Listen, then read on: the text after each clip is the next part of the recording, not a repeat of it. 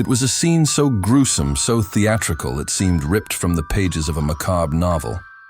On January 15, 1947, a mother walking with her child in a vacant lot in Los Angeles stumbled upon what she initially thought was a mannequin, but it was a body. Severed cleanly in half at the waist, drained of blood, and posed with a chilling theatrical flair. This wasn't fiction. This was the brutal, unsolved murder of Elizabeth Short, the woman who would become known to the world as the Black Dahlia. The story of Elizabeth Short, a 22-year-old aspiring actress, is less a tale of a solved crime and more a cautionary fable about the underbelly of Hollywood. Elizabeth arrived in Los Angeles with the same dream as thousands of others, to be a movie star. She was a striking young woman with raven black hair, a slim figure, and a rumored affinity for black clothes, which earned her the nickname Black Dahlia after a popular film at the time. Yet, her life in LA was far from glamorous. She drifted from place to place, working odd jobs, and was often reliant on the kindness of strangers and casual acquaintances. She was a Hollywood hopeful, a dreamer, but also, in the eyes of many, a cautionary tale waiting to happen. The day she was found, her body had been meticulously and brutally mutilated. A Glasgow smile had been carved into her face, from the corners of her mouth to her ears. Her body had been bisected at the waist and posed in a shocking public display. This was no crime of passion. This was a deliberate, calculated act of depravity.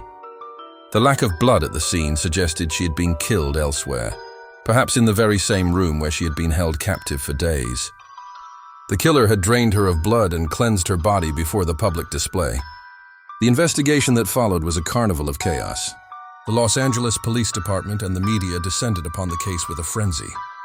The press sensationalized every detail, portraying Elizabeth as a promiscuous party girl, a narrative that was largely a fabrication but helped sell newspapers. The media circus was so intense that dozens of people came forward to confess to the murder, many of whom were clearly not the killer. This flood of false information, coupled with sloppy police work and interdepartmental conflict, made it nearly impossible to sift fact from fiction. The case produced countless suspects.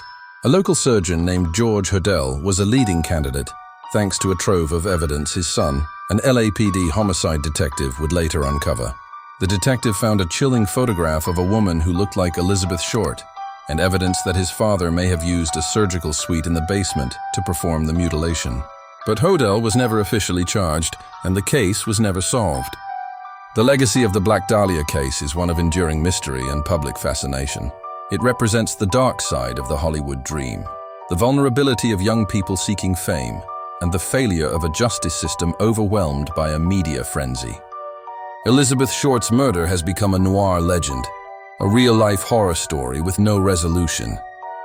Her killer is a ghost, and the questions of why and who remain unanswered, forever etched into the folklore of Los Angeles.